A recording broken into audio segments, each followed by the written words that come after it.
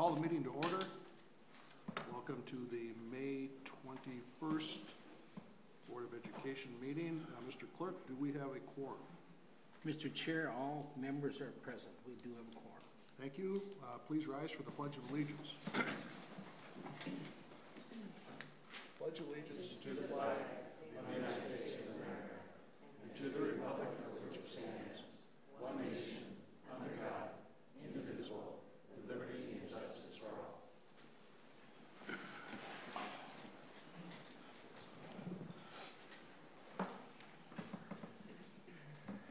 At this time, we will consider approval of the agenda. I have two changes to make. One, item 10B, the middle school report, will go to item 6.5, which isn't on there, but it's between 6 and 7.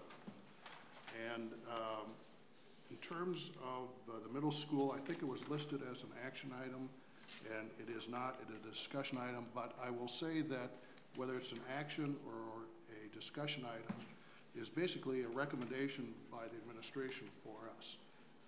We can always vote on a discussion item if someone makes a motion and it's seconded, and we can always choose to not vote on an action item. So it's kind of a moot point, but we will establish that. Likewise, I believe, at a work session with a motion and a second, because it's a fully listed board meeting, publicized, that we could have action items at those meetings also, but we run the risk of not letting our community know up front what we're talking about. So, is there a motion with those two changes, the 10B to 6.5 and the middle school listed as a discussion item? Is there a motion to approve? So moved. Is there a second? Second. All those in favor signify by saying aye. Aye. Aye. Opposed, same sign. Motion carried 7-0. Community comment. Anyone from the community would like to address the board tonight? Seeing none, we will move to recognition, awards, and presentations. South Central College Faribault Campus Foundation.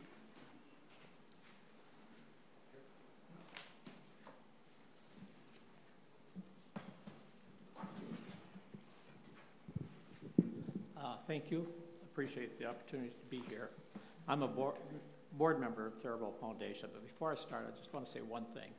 You may be aware of the tree project we did with Jefferson School, and that was my farm, and I can tell you that you should be really proud of Jessica Lewis, the teachers, and the 93 students that showed up at my farm, and the work that we did on the school grounds. They were absolutely awesome. You can tell that those teachers respected and enjoyed the students, and likewise the students respected and enjoyed their teachers. So thank you for that. Maybe you could, I know everybody knows you, but maybe for the, you can introduce yourself. My name is Dr. Dick Houston.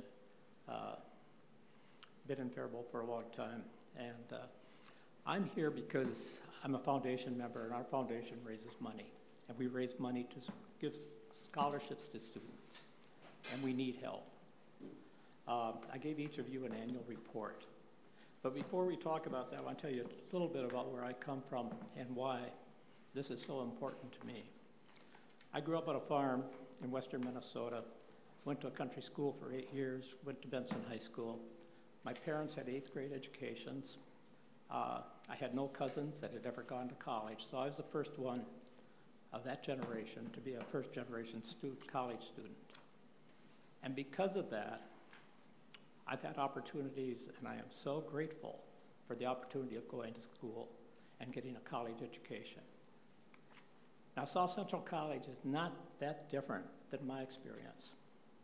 We have a lot of first-generation college students.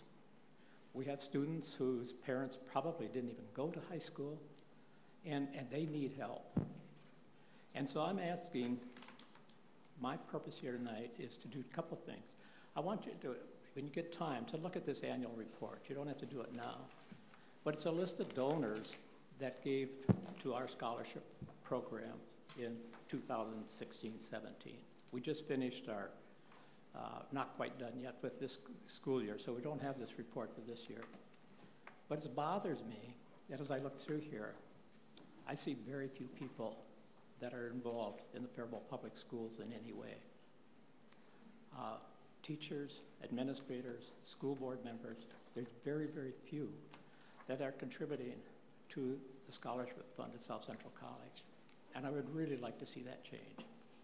So in addition to asking you to do that, I'm looking for advice. How can we engage the people of Faribault Public Schools that work there or provide services there like you do to be part of this organization that raises money for these kids that are first generation college students? They're from this community for the most part. They stay in this community once they graduate for the most part. And so they're vital. It's vital that we educate them if we're going to have them in this community. So I know I'm not going to get answers tonight, but what I'd like you to do is to think about how we can do a better job of engaging you folks and the rest of the people involved in the Faribault Public School system to help us with this project. We need leadership. We need people to call on other people. Whatever you think you'd like to do. And I'll hopefully get back to some of you and get some feedback. I've known Chad for about 100 years now. And we have discussions about a lot of things. And Todd is a good Rotarian with me. So I can get feedback at least from them, but I'd also like it from you folks, from everybody here, and whoever else gets this message involved with the school system. Please help. And help by helping us know what to do better. Thank you. I'll turn it over to Shelley. Thank you, Dick. Thank you all for the opportunity to be here this evening to address you. I'm Shelley Rockman, the Executive Director of the South Central College Faribault Campus Foundation. I have the privilege of working with dozens of volunteers like Dr. Houston, and as you may suspect, with one part-time staff person and dozens of volunteers, we leave lots of ground uncovered. And so I'll reiterate what Dr. Houston said about we need help. And so we're open to ideas. We are very proud of the work we've done. We just awarded over $100,000 in scholarships to students who will attend South Central College Faribault campus this fall. Some of those are high school students, some of them are returning students. But that makes a huge difference for them. It makes college more affordable for them. As Dick said, many of our students are first generation. Many of them go only part-time because they can't afford to go full-time. So how can we make a difference for them with our scholarships? We have really hard data for the first time since I've been in my position, which has been a long time, 16 proud years. I'm very proud of that. But I provided a slide for you to show that we are being successful in our scholarship efforts, but we still have some work to do. So this was made available, I believe, in your packet, and it is available as there it is, a slide. So we know for a select period of time that we've been awarding scholarships to our students on the Faribault campus, that they are persisting and we are retaining them at really high rates.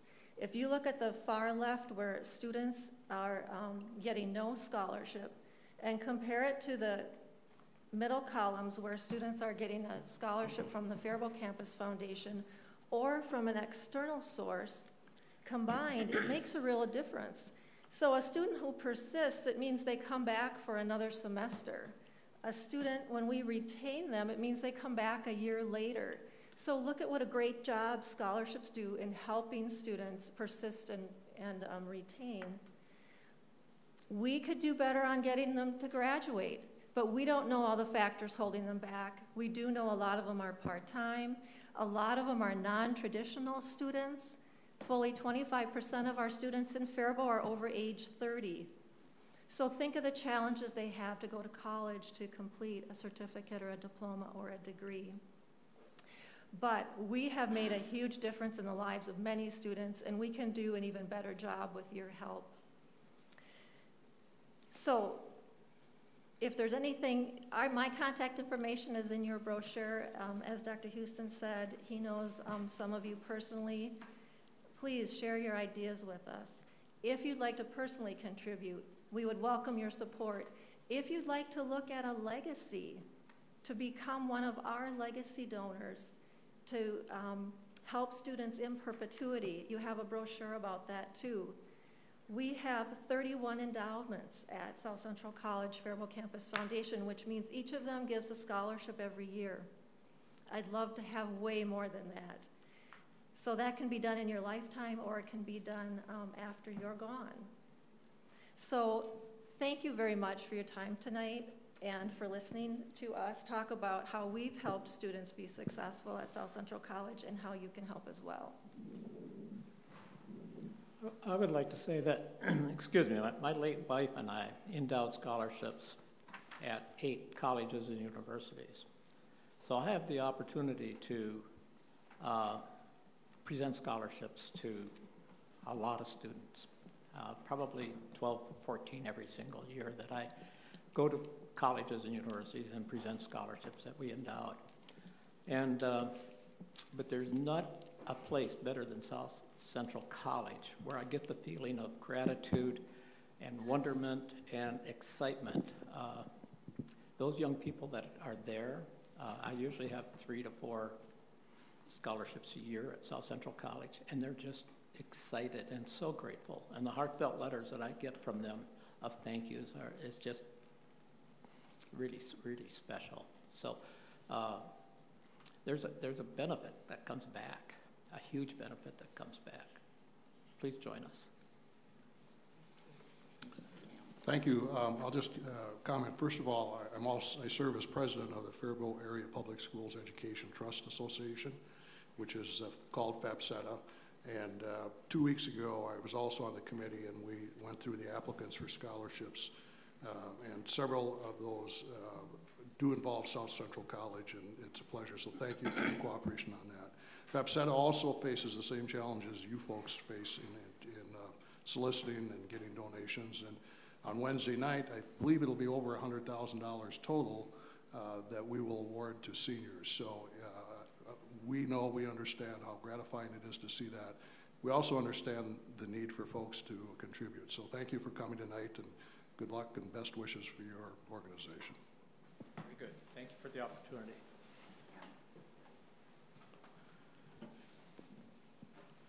The consent agenda is next. Is there a motion to approve the consent agenda?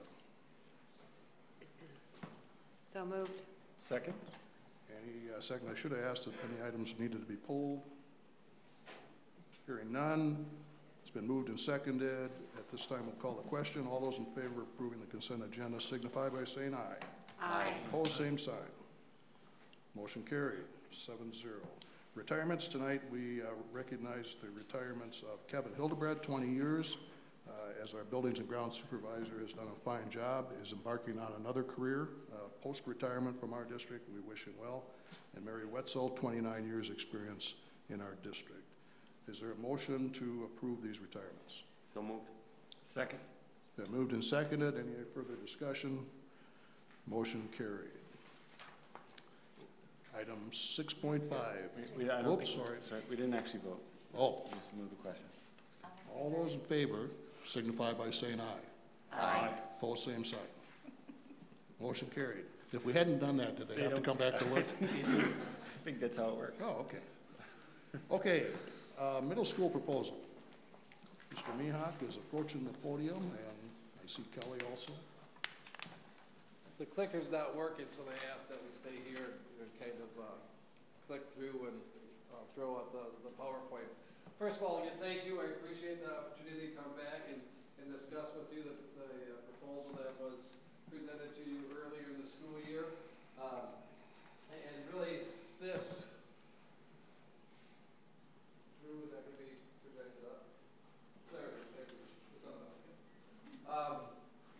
It's nice to have this as a talking point, but really what I'd like to do is just talk to you about the behavior, the discipline that's happening at the middle school, how this proposal can help that, shoot questions at us. So we have several different staff members here that were willing to come in and talk and answer questions, be part of the conversation. We have Larry Schultz, one of our 6th grade 601 teachers. Laura McCauley over here is our Student Services Secretary. Scott Bruins is our 7th grade Social Studies teacher. And Katie Bisbig is one of our 7th grade English teachers. I believe I got everyone. Okay. So this past school year we came and we talked to you and we made a proposal looking for basically 5 different things. We proposed having a dean of students and behavior interventionist. We talked about having an ALC program. We talked about increasing the hours of our student service secretary. We talked about hiring an additional hallway monitor and lunchroom supervisor. That one person, that come together and help in those different areas. And then I talked to you about adding a camera system that would be more effective and more efficient. So that proposal, after hearing how the board and some advice and some recommendations, talking with staff members, talking with Mr. Sesker, we've come and said, we want to make sure that we have what we need. We had the instruction to let the board know what is needed, so because we want to be there and we want to help. The proposal now stands that we think that if we have our student service position or our student services clerical position increased to a full-time position from a part-time position, that will help us obtain the goal of becoming more organized and reaching out to parents and communicating with parents, and that in fact will then help with the decrease in student discipline. We think that if we have an additional staff member that the full-time the full-time hallway monitor and help out in the cafeteria when possible. We think if we have that position added, we can add some consistency and enforce some of the rules that we have in place. So our proposal now consists of those 2 different things. If we want to get to, I'll hit on cameras as one of the slides that was part of this, and I had Poppy companies came in and we did a walkthrough and tried to determine how many different cameras we need, where we need them, to get our system to a reliable and effective system. We determined that we had about the need for 24 cameras on the inside and probably 8 to 10 cameras on the outside. Through different funds that we had available this year yet, we purchased 10 cameras. We have one coming up in the cafeteria this last week. It was supposed to be there. We have one that's going up outside, same type of time frame. It was supposed to be last week. Hopefully this week that could happen. We got 8 additional cameras that will come up, and we promised that they'd be in place before the students left, and definitely in place for the summer school sessions and the summer school STEAM program that takes place. So we have a start on that. We have some earmarked monies with the next, starting on July 1st, that we're looking at purchasing, and probably another additional 8 different cameras for that. So we're plugging away at that sort of thing, and again, thinking that those types of steps will help in the overall picture of addressing discipline. So the 2 different, I feel like I'm going on too much. I want to open this up. I want to talk to you and then give you the opportunity to throw questions at us. This winter, late winter, early spring, really Mrs. McDermott worked on different presentations or different opportunities for the staff to come out and voice their concerns. What is needed at the middle school? What is working at the middle school? What needs improvement? And what do you want staff? What type of expectations do you want to see? 2 or 3 different meetings that were had with the staff. We have Bruce Miles come in and give us a presentation. Very similar type of setup. The results from Bruce Miles are on this sheet here.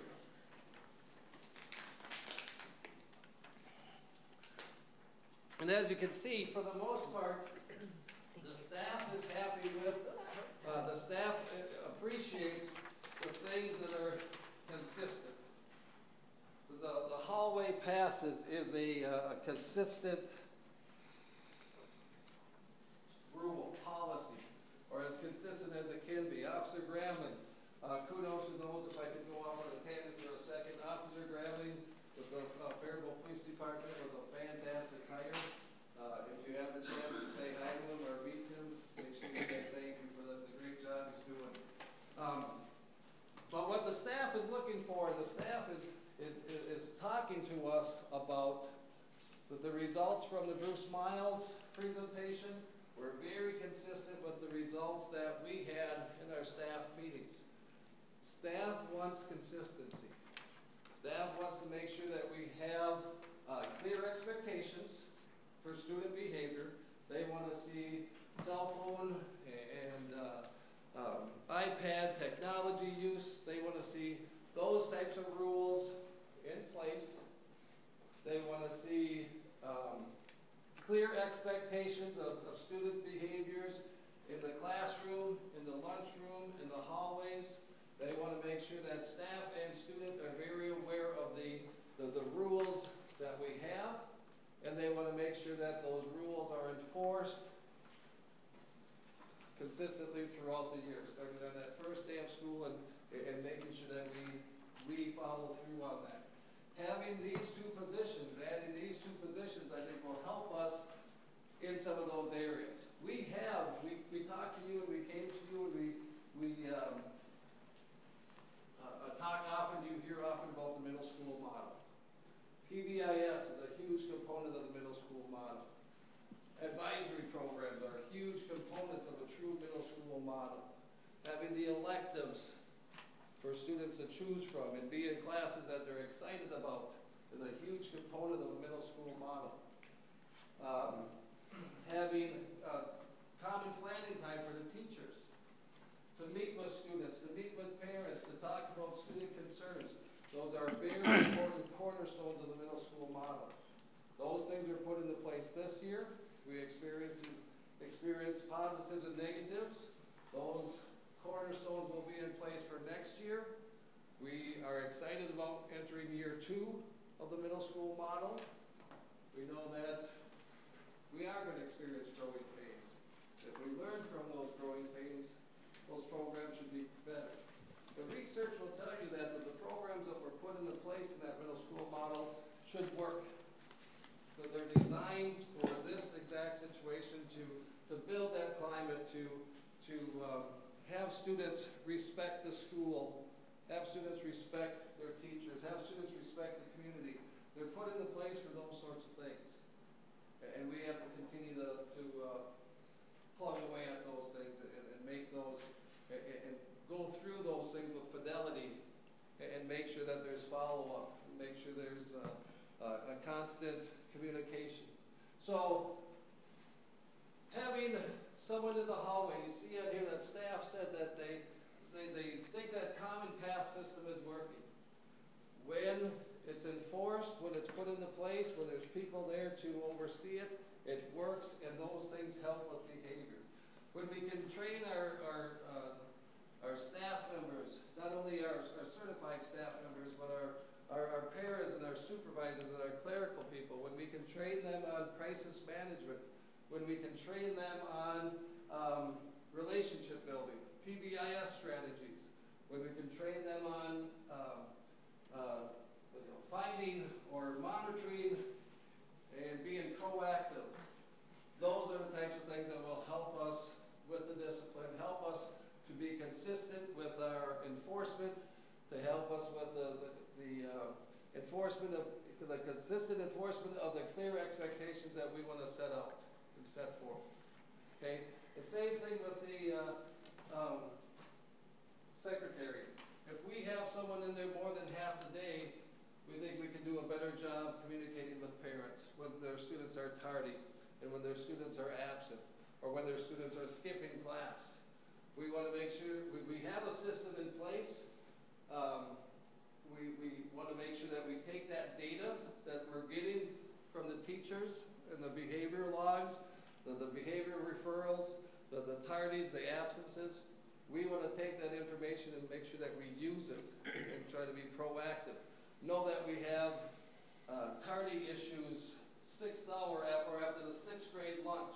Let's make sure we look at that data. We put that hallway monitor in the right places and have an extra presence in the hallway and again, hopefully help with the decline of attendance or discipline or tardies. I rambled. I went on. And like I said, the slideshow, that's great. You have that in front of you. You see that information. I'd probably say make sure that you look at those pie charts, the data, the support. When we surveyed staff, 50 of the 55 teachers said they support the hire of the hallway monitor. 10 of the 13 paras and clericals said they support the hire of the hallway monitor and lunch supervisor. The next slide will say the same thing. 50 out of 55 teachers said they support increasing the hours of our student service secretary. 12 of the 13 paras and clericals said they support the higher or the increase of the hours. Okay? So, I promise time for throwing questions at us and helping you understand, I guess, where we're coming from and what we'd like to see at the middle school.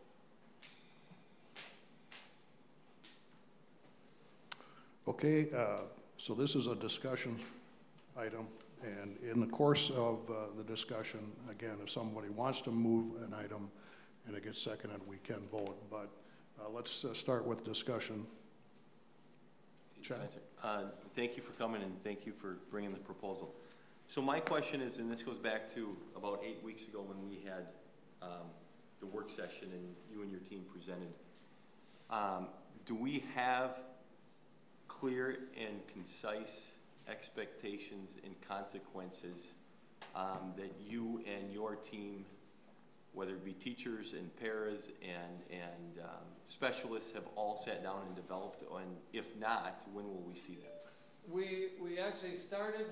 In our handbook, you'll see a kind of a system. It's a STAR system. It has definition of different behaviors. It has kind of this ranking of consequences that go along with it. We want to take that. We want to revise it. We want to bring in staff at our last staff meeting on May 16th.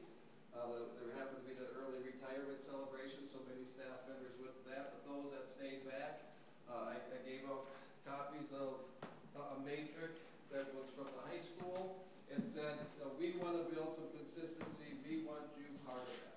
So in my this week's newsletter, I threw that at that meeting. I had the conversation. We need you. We need you to come in and be part of this committee. I put it in my newsletter, and today I haven't gone through all my email, but I had a handful of staff members that will come in that first week of summer vacation, maybe into the second week, and have a behavior committee to do just what you're saying, to put that matrix together and to look at consequences and behaviors and consequences that would go with them. But so we're going to rely on doing that in the summer and not during the school year when the staff was here. We have one in place that we use. We want to make sure that we go back and revise it and look at things based on what they're having. So yeah, it didn't happen this last month of the school year or the last 8 weeks, but we have staff members that are willing to come in. So when we look back at, reflect on this year, these two positions that you're discussing in here, are they game changers? Or what's the missing component when we look back on this previous year?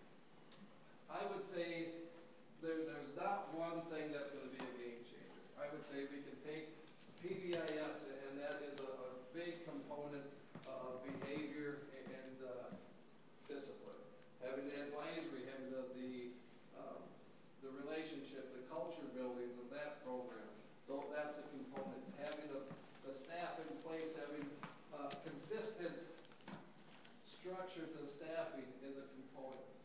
So having someone in the hallways, having another body available for the lunchroom is one of those things that will need it, one of the things needed to be more successful in the behavior battle.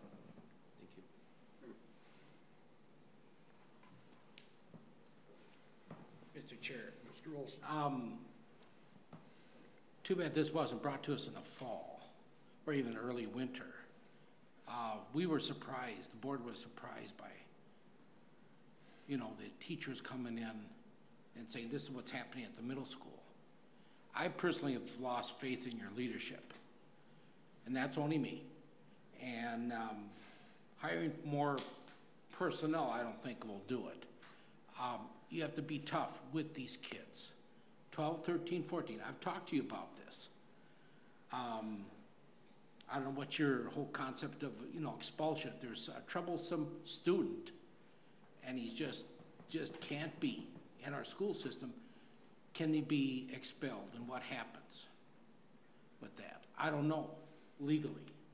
I did ask for some type of work session on expulsion, but of course, no one paid attention to that.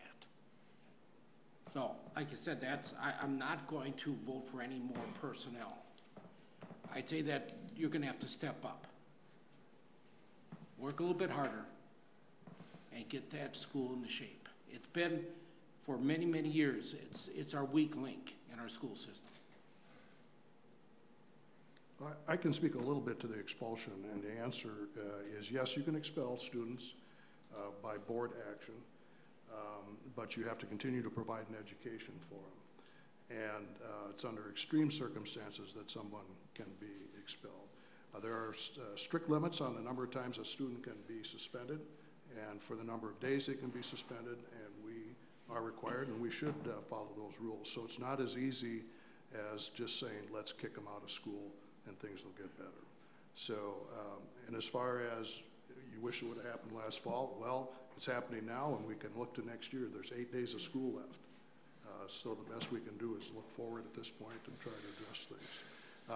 I would be encouraging administration to look at a district-wide policy, and I've shared one that I'd worked with before, and I know the high school's got a grid, and I looked at the elementary handbooks, and I didn't see an easily explained system in there, but districts tend to have K-12 discipline policies with different tiers for elementary, middle school, and high school, different consequences. But they are generally worked together with the community, and primarily through the work with the principals, putting it together with the superintendent and with legal advice. And I think that would go a long way so that it's very clear to the students, the parents, the community, and administrators what the expectations are of student behavior. But we're always going to have a student, and we know it happens, where they've been suspended 10, 11 times, and their behavior isn't changing, and there is no penalty that is, I don't want to say this, but there is no death penalty for these students, and we are required, and we need to work with them as best we can, but it is very frustrating when a student does not respond to the things that we believe should change your behavior. The frustrating thing is probably everybody in this room could look at behavior and say, gosh, if I was caught doing that and I received that consequences, I would stop doing that. I would never do it again. But there are people in our buildings that do not feel that way, and to find an effective consequence or remedy with those students is extremely difficult. So it's a tough job, and I support your moves to make some changes. We have to have some changes in order to assure parents that their students are safe, secure, happy, and get an education at the middle school.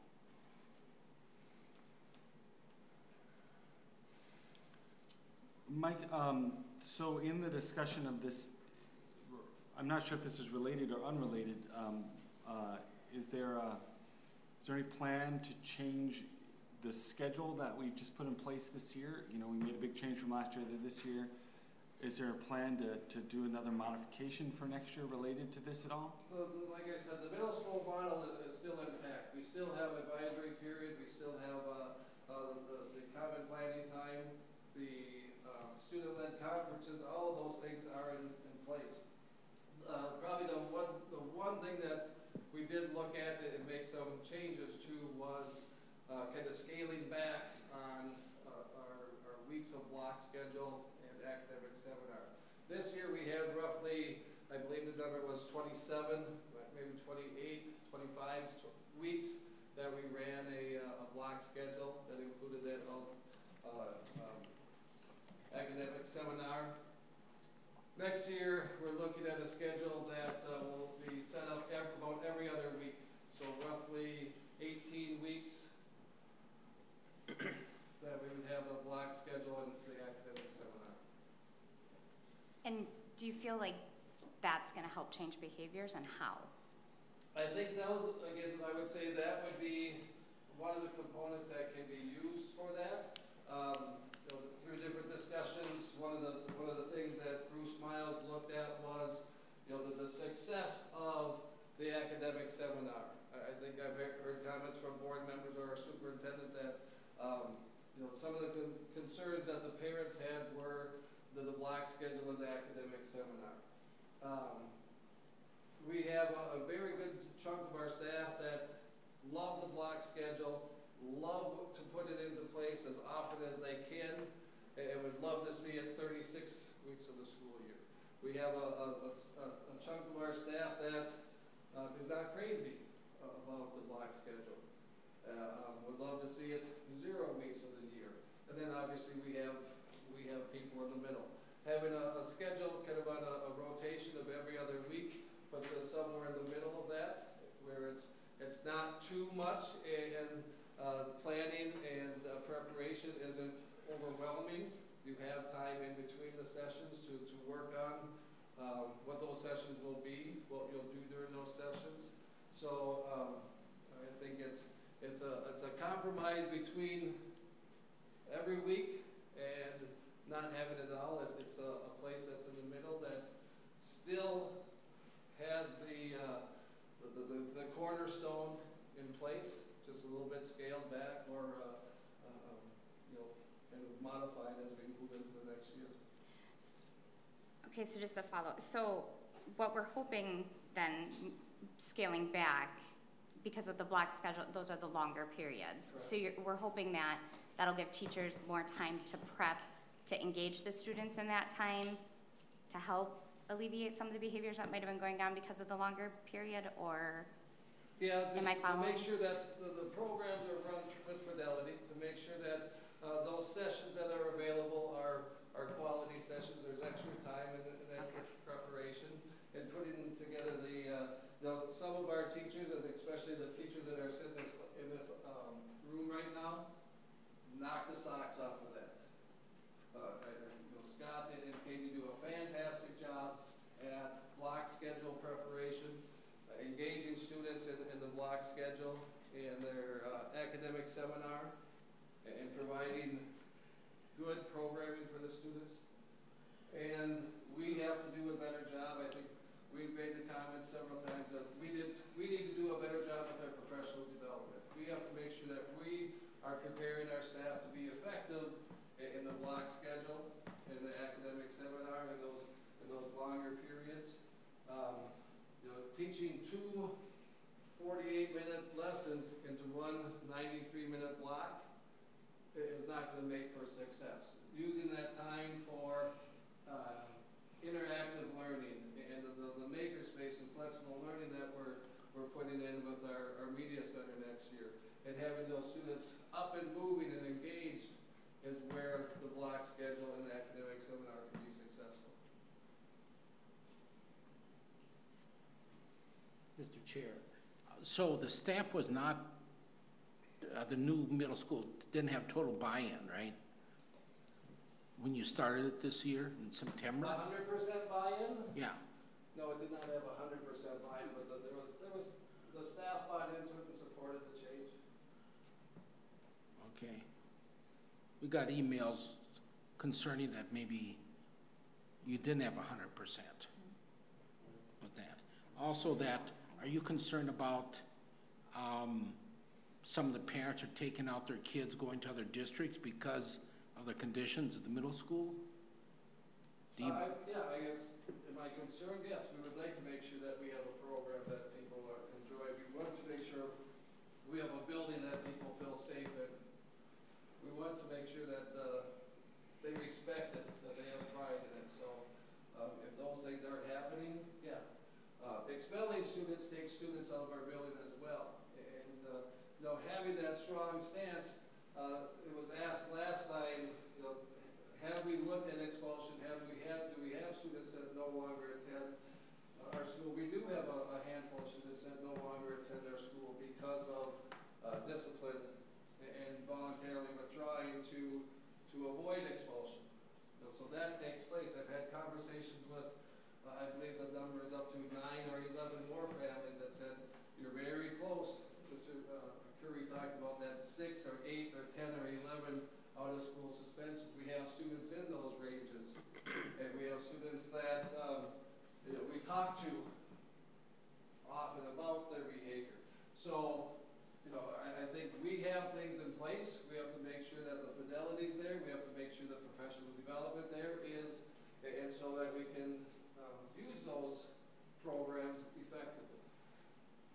I hate it when students leave the district because they don't feel safe, or they don't feel it's quality education. And I would again say that I hate for them to leave the district if we're kicking them out as well. We want to keep everyone we can around. Mr. Myhock and Mrs. McDermott, the biggest, and I, once again, I don't know 1/10 of education that any of you educators in here know. I'm just a parent, just a community member, 3 kids in the district. But I think for your program and your changes to be successful, you need to do whatever you can do to get the vast majority of staff buy-in. And without it, you're going to be here again next year or the following year or whatever. If you do not have the buy-in from the staff that work with these students day in and day out, hour in and hour out, and have their confidence in whatever plan you put in place, it just is unlikely to happen. And so whatever you have to do to make that happen, I would encourage your best effort, you know what I mean?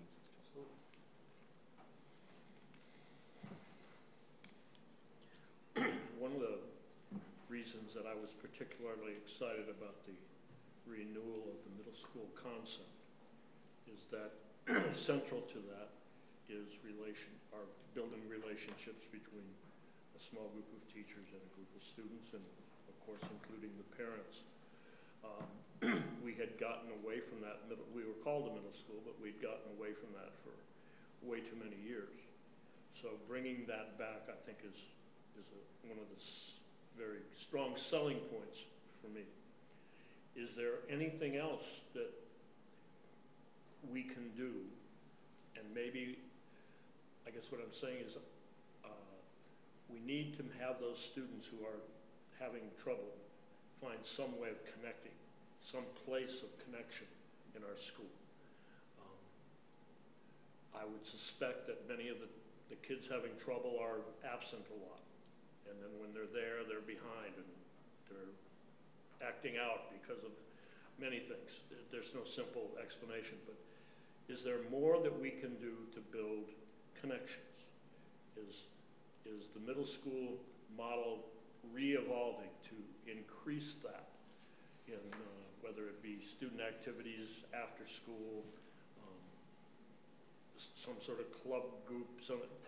The more of that I saw when I was teaching junior high, the healthier things seemed, because everybody had a place to connect. It wasn't always the same place, but they had a place, at least one, maybe several. Several teachers, several subjects, several academic opportunities, several athletic or activity opportunities that they could feel connected. I guess so my question is, how do you see that evolving next year in the second year of implementing the renewed middle school? We have one big change that we are making with our advisory is we're having our advisory be teamed next year. We felt like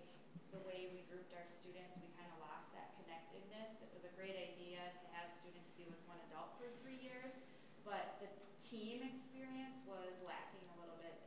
Many staff had students just in their advisory but didn't see them throughout the day. So we're working on teaming our advisories next year to be more of a close-knit family, and also including our exploratories teachers into that when I've been building the schedule. I think that's going to help quite a bit. Our community school also, we've been working quite a bit, having meetings and different conversations with community members on how do we make the community school that's at the middle school be part of who we are and what we do. So Anne Marie just put a meeting on our calendar. We're meeting in June and talking about different programming that we can be offering after school for our students that aren't involved, our students that are struggling academically, maybe our students who are struggling behaviorally. How can we get them after school and work with them and teach them, maybe bring their parents in. But I've been at some meetings that Yvette's been at. We've been at some community meetings, really working with community partnerships and how can we get them into the school and help work as one to support our students and our families. So I think with advisory being teamed, Scott's got a meeting set up where we're going to have teachers come in and start looking at the curriculum for advisory. So we've got that in the works, and then also utilizing our community school. We have a new director for our building that we just hired who's going to be a rock star that's going to start here this summer. So I think we're moving in the right direction. Well, that's been my perception as I've looked at things over time. I'm probably fairly well known for my opposition to standardized testing. I think that over the years that has distorted what schools are about and kids' perception of schools. Whatever may have evolved in that, I hope we can find a way to de-evolve and open up exploratories, open up electives, open up those other kinds of opportunities by transferring resources from test preparation to other things. So that's going to be a long-term question in my mind, but it sounds to me like you're using the middle school model to, you know, and it is going to take time. I understand that.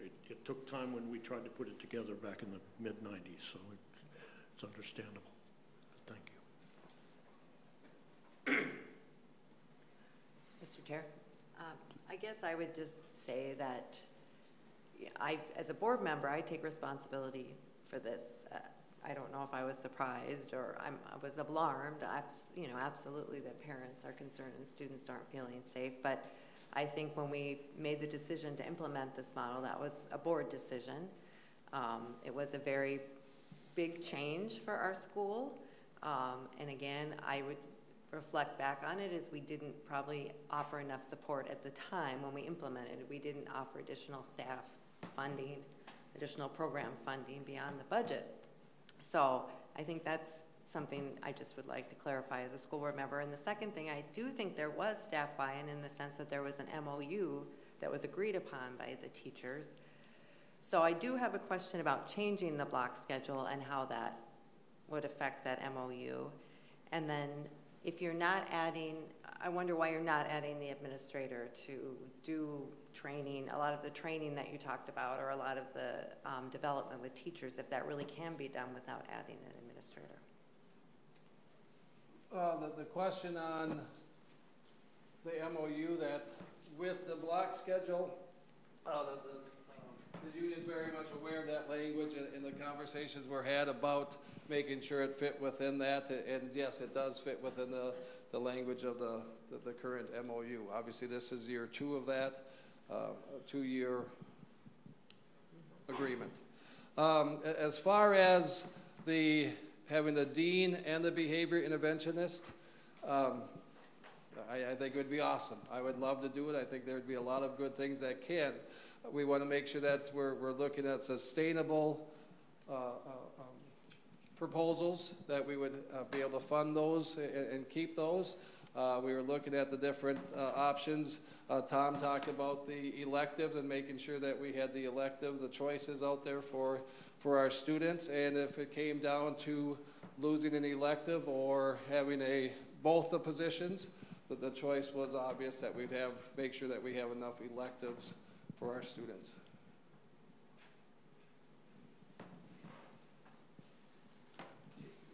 Chair, can I just, Yvette, just, I just want to, I guess, make one point is,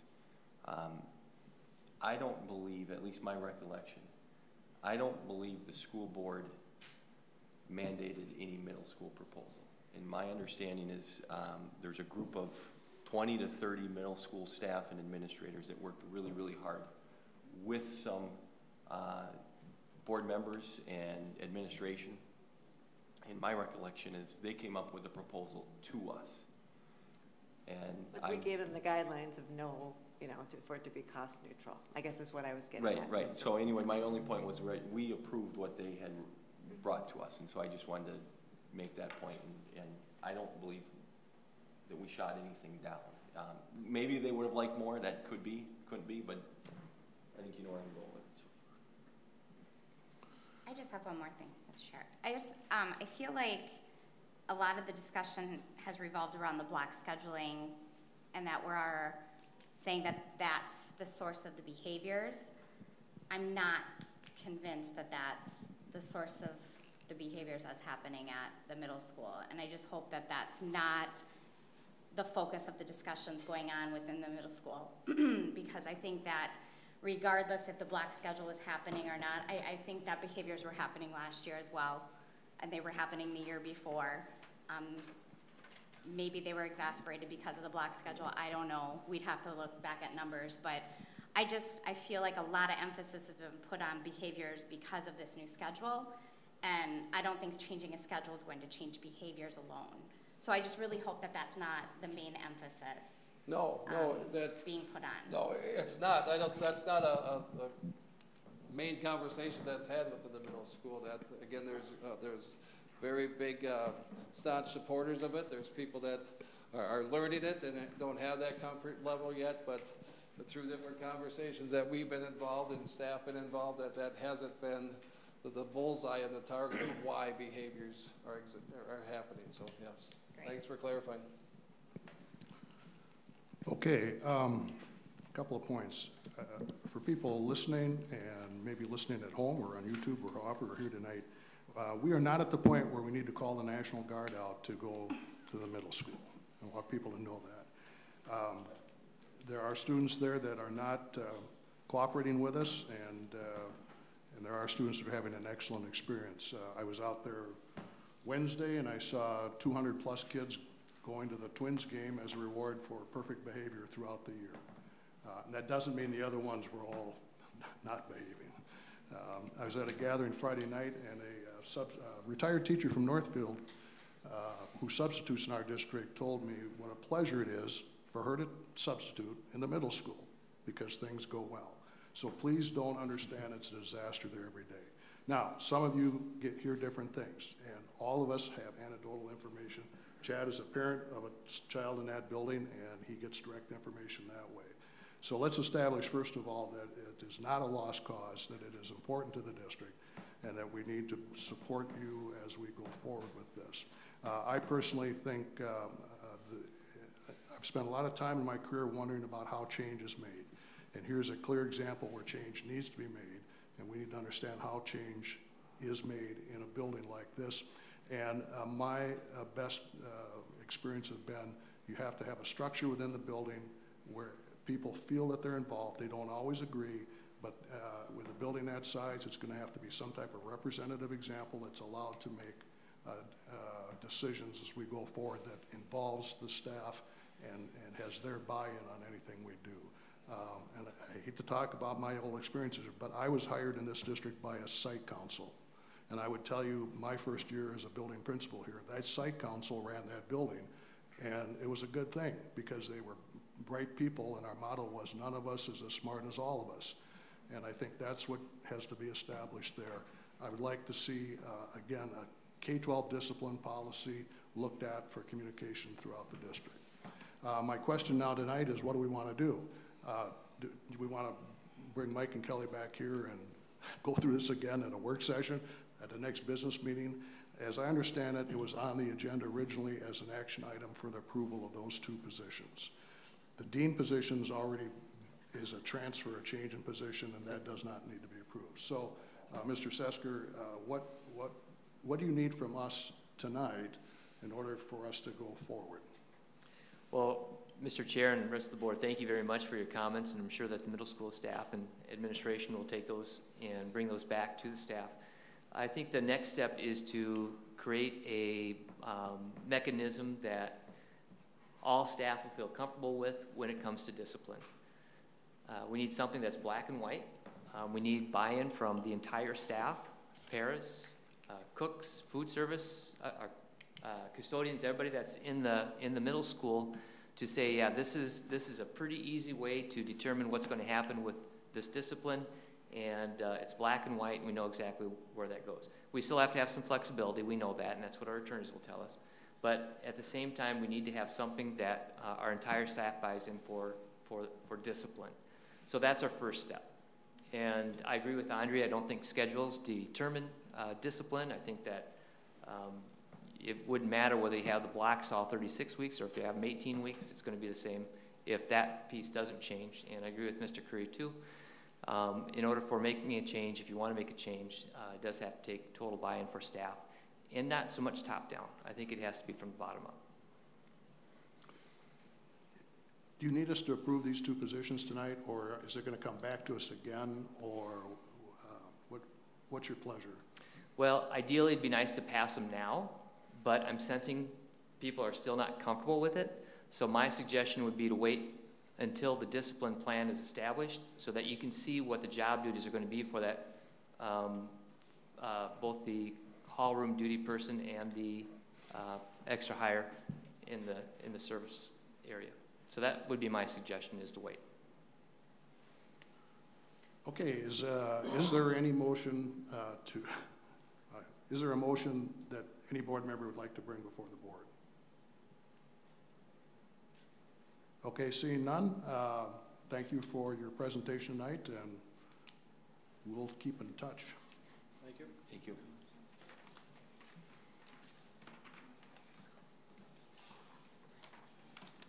Okay, I believe we're on to item number 7, and it's approval of employment contract for Matthew Steichen, Community Relations Coordinator. Is that person in attendance tonight?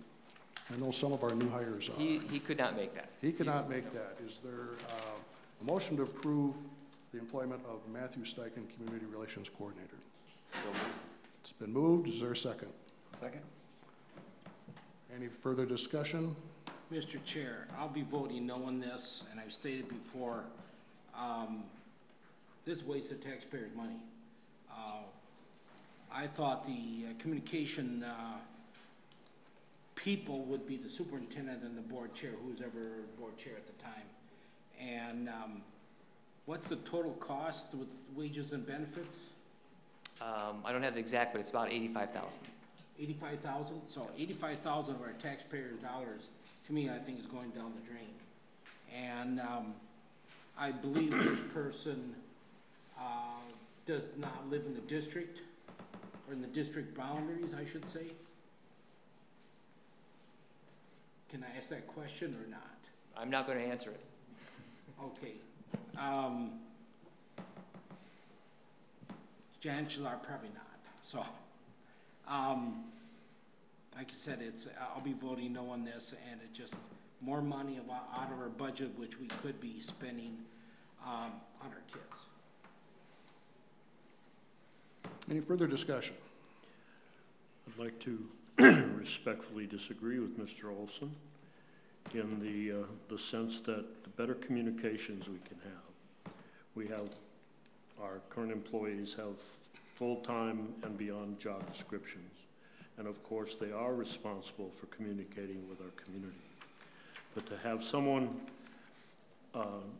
whose main focus is to communicate all the good things that are going on in our district, to make sure that the public understands issues that the board and the district are dealing with, I think can lead to perhaps a successful bond levy next time around that can only clarify and improve the image of this district in the eyes of our citizens. And I think that is keeping a few kids in the district because people do understand what is going on, I think is a extra for this. And yes, we are spending some money, and I've got a couple ways I'd like to spend that $85,000. But I believe that this this position is a overdue addition to our district. I appreciate Mr. Olson's concern for my time and the fact that I should be a communications expert. I respectfully decline that assignment. And I've been superintendent in different districts, and I can tell you that the communications piece is a huge one, and it's gotten more so in a district this size. Can use a full-time communications person to get our message out. Any further discussion? Hearing none, all those in favor signify by saying aye. Aye. Opposed, same sign. Aye. Motion carried 5-2 with Andrea and Richard voting no. Is that correct? Okay, thank you. Item 7B, consideration approval of contract for Kane Smith, Director of Building and Grounds. And Kane is here. Okay, Kane, come on forward. I didn't tell these guys that. That's okay, though. Yeah, you never tell me either. So. Yeah, I know, that's true. Kane, welcome. Can you just tell us a little bit about yourself? Professionally or personally? Well, let's just go professionally. Professionally. I come from Shakopee School District. I oversaw 43 custodians, about 1.6 million square feet of buildings. Ran their health and safety, security. Yeah. Okay. How many years have you been in that position?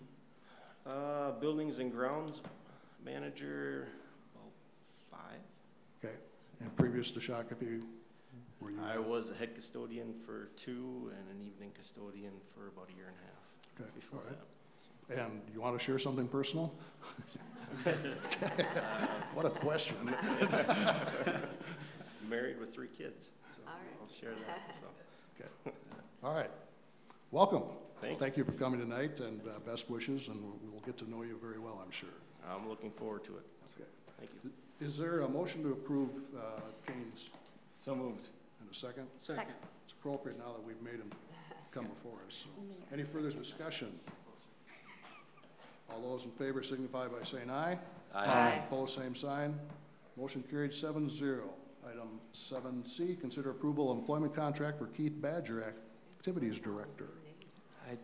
Yep.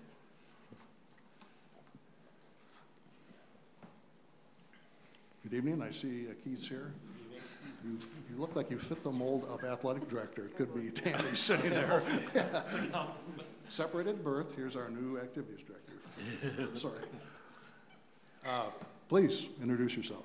My name is Keith Badger. Currently, I am the activity supervisor, teacher, head football coach, head of strength and conditioning, many roles at Richmond High School over in Wisconsin. Okay. All right.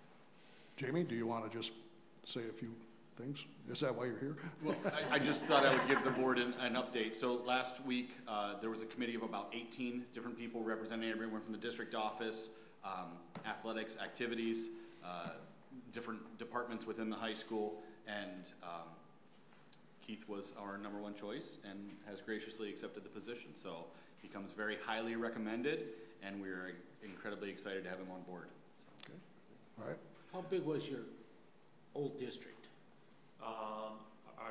I couldn't say our district. Our school was about 1,000 kids. Okay. Our district is not one of the largest in the state of Wisconsin. Where we're positioned in St. Croix County is an absolutely exploding area, so we are experiencing growth that we're trying to keep up with desperately. Okay. Is there a motion to accept the approval of his employment? So moved. Second. It's been moved and seconded. Any further discussion? Okay, all those in favor signify by saying aye. Aye. Opposed, same sign. Motion carried 7-0. Well, thank you. Welcome. Thank you. Item 7D, consider approval of employment contract for Ryan Krominga.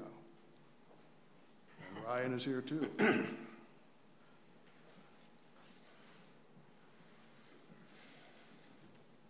Hello. Hi. Hi. Please introduce yourself. My name is Ryan Kremenga, and I'm currently the Teaching and Learning Coordinator for Shakopee Public Schools. Okay. Robin Shakopee. The Director of Teaching and Learning is no longer talking to me. The Superintendent never was talking to me. So. Yeah, I know Mr. Anger very well, and I'm sure he's sorry to see you leave. Due to my extensive experience with CivSec, I believe that you are a spouse of our CivSec Director too. Yep. So, okay. My better half, yes. Yeah, okay. Yeah, I wasn't quite sure how to say that, so. Okay. Okay, is there a motion to approve the hiring of Ryan? I ask a question. Oh, sorry. Welcome. Thank you. I'm sure the process and the people involved were quite thorough, and I'm pleased to have the recommendation. I would like to just ask a question. Sure. In terms of what are your teaching and learning priorities? I've expressed my questioning about the value of standardized testing. I have had a long interest in literacy.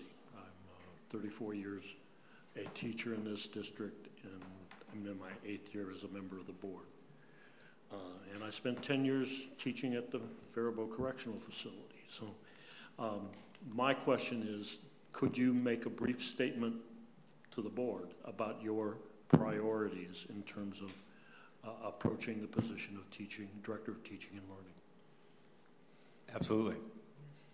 I think that when I think of teaching and learning, the department as a whole, I think of it as a service department. And we serve the district and we serve the buildings to meet the district's goals and meet the strategic plan of the district. My personal philosophy, my background is in innovative education.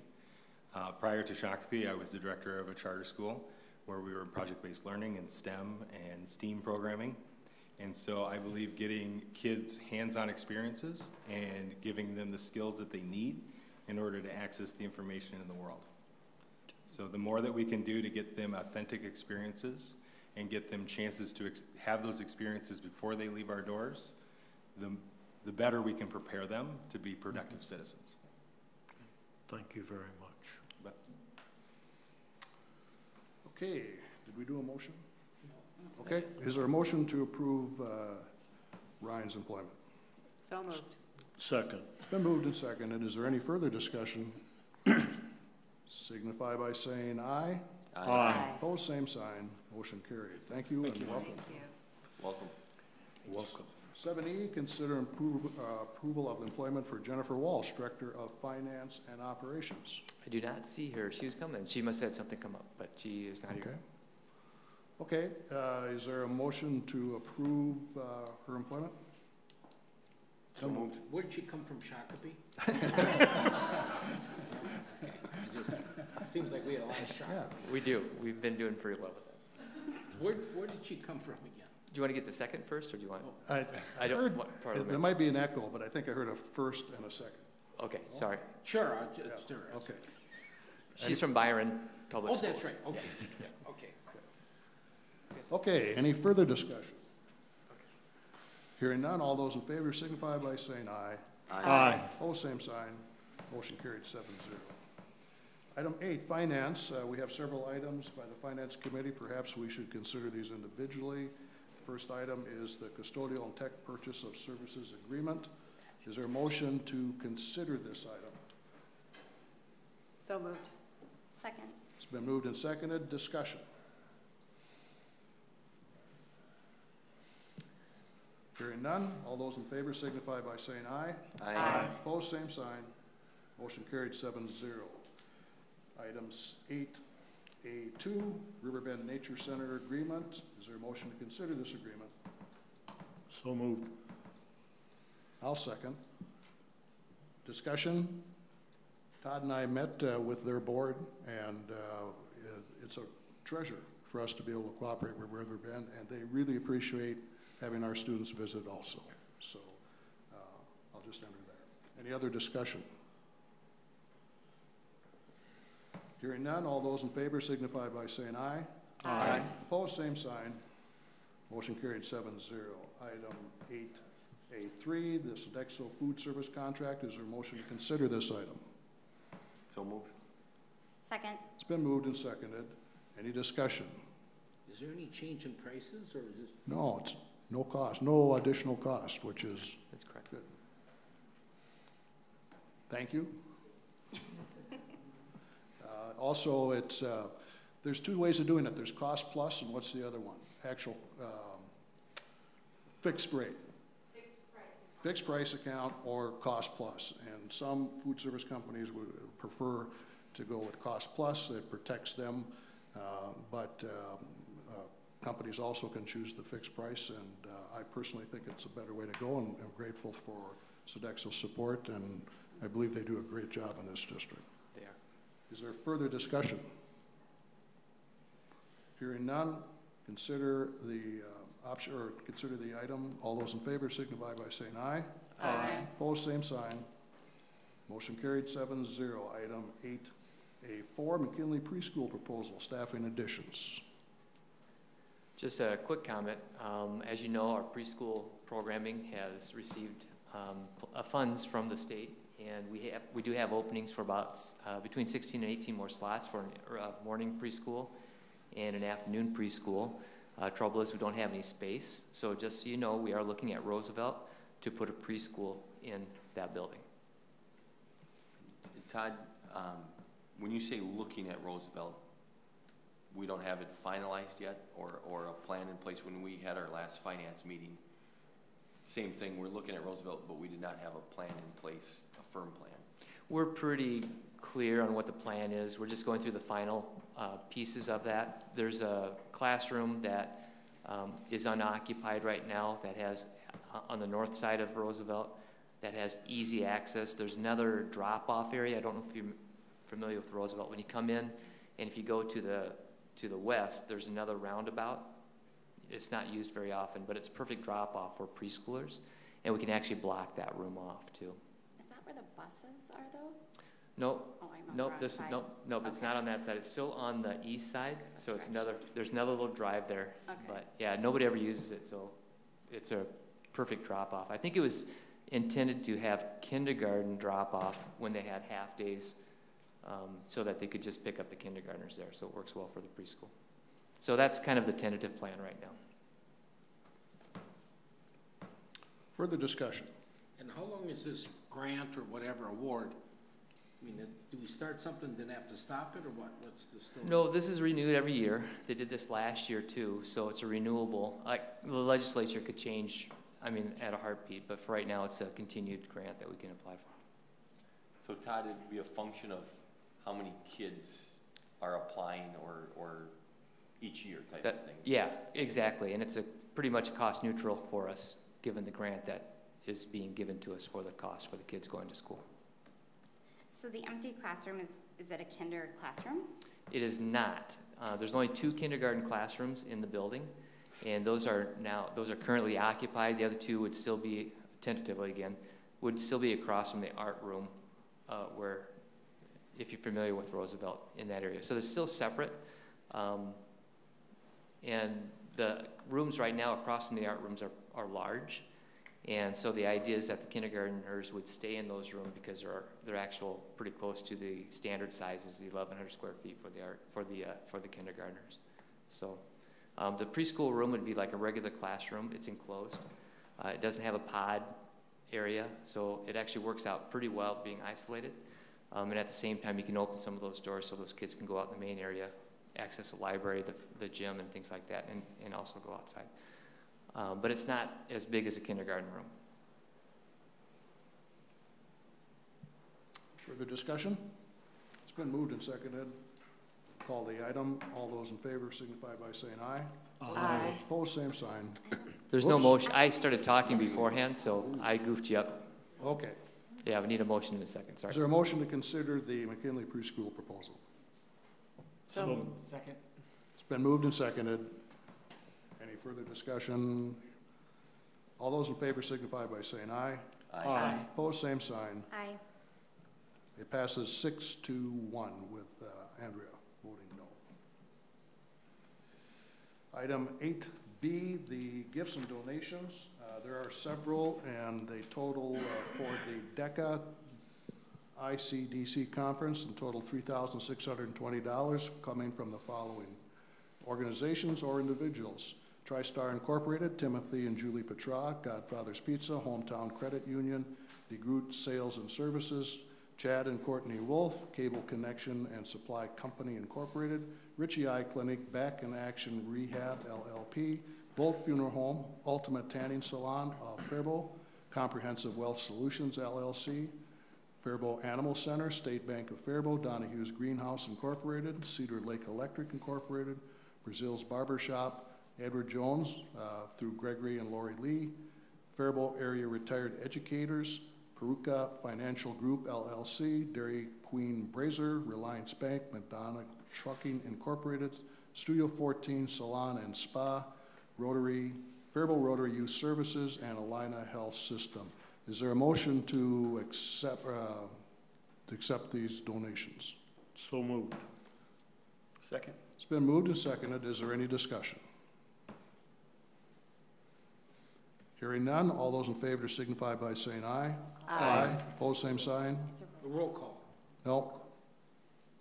Well, motion carried 7-0, but you will call roll. Okay. Yvette. Aye. Tom. Aye. Chad. Aye. Andrea. Aye. Myself, aye. John. Aye. Jason. Aye. Mr. Chair, it passes 7-0. Thank you. Other committee reports. The first one on the list is Policy Committee, and this is approval of several policies.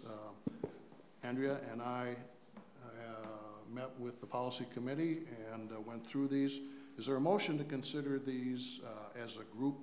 So moved. Second. Okay, it's been moved and seconded, and I'll just quickly, as discussion, mention that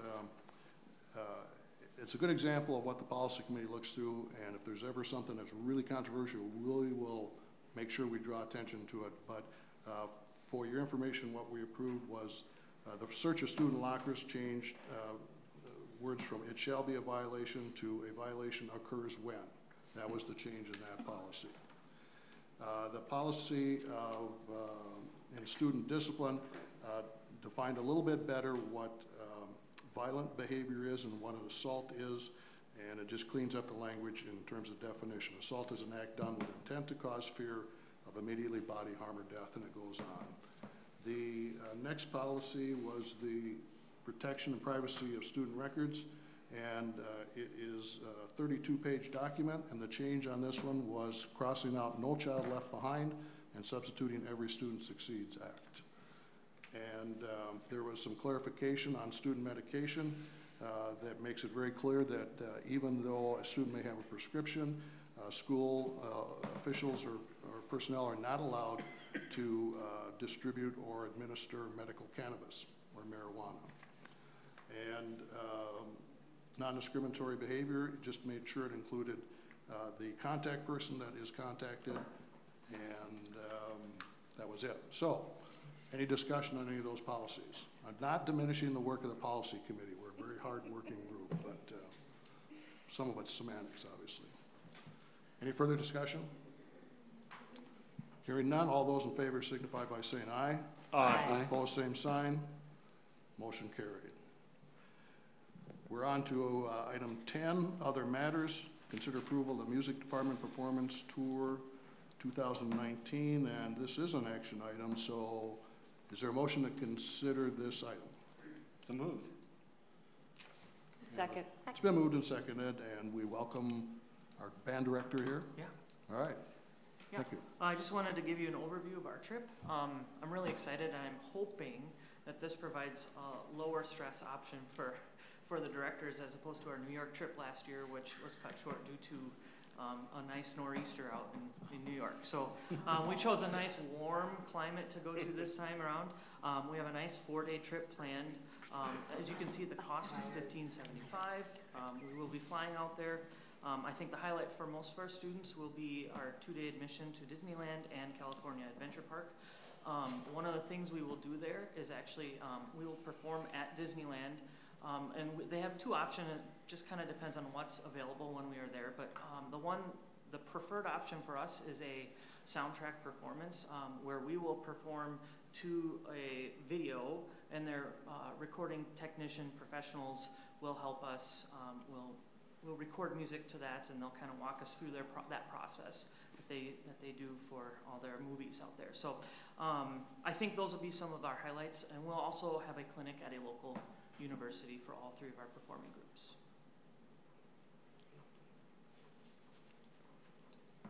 Okay, any discussion? How many students? We're still registering. The registration deadline is this Friday. How many do you think though? I'm hoping we match what we did to New York, which was 130 students. We'll see. We'll see where we end up with that. Okay, any further discussion? All those in favor of approving the Faribault High School Music Department performance tours signify by saying aye. Aye. Aye. Opposed, same sign. Motion carries 7-0. Thank you. Thanks, Joe. We took care of 10B. Item 10C, levy referendum to restore 7-period day schedule at the high school to be held on November 6, 2018. This is listed as discussion item. Is there a motion to consider this item? So No. Discussion. Let's just discuss first. No. Okay. Discussion. Maybe I'll start.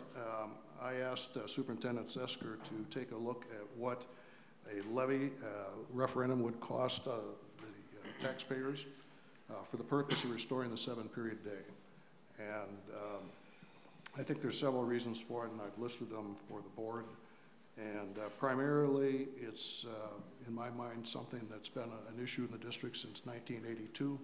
I visited with Dr. Berge, who was superintendent at the time, and the change from a 7 to 6-period day was made because there were 7 special sessions of the legislature that year, and with each session, almost every one, they not only reduced projected revenue, but they took money away from the year we were currently in.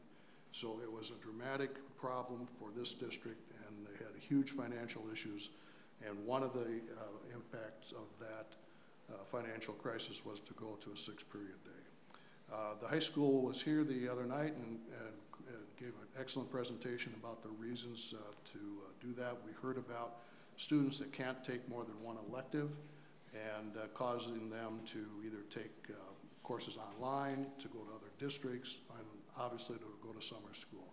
I think anybody here who's been a parent of a high school student probably got to experience summer school as our students wanted to take more than one elective.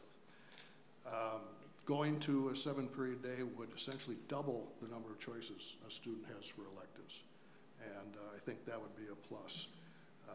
I'm trying to remember the other reasons I listed that. The impact of having a levy in the fall election would be no cost to the district, correct?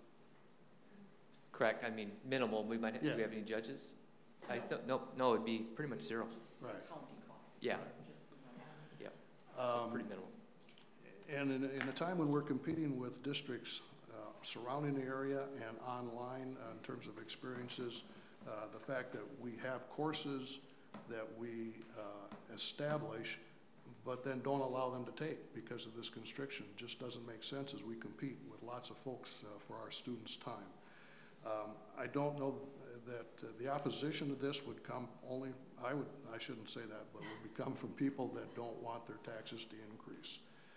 But I think it's rare that we see something that is supported as well as it is from the high school staff, administration, parents, community members, and others. And I'm afraid if we don't do something like this, the board will just be forced to say no once again.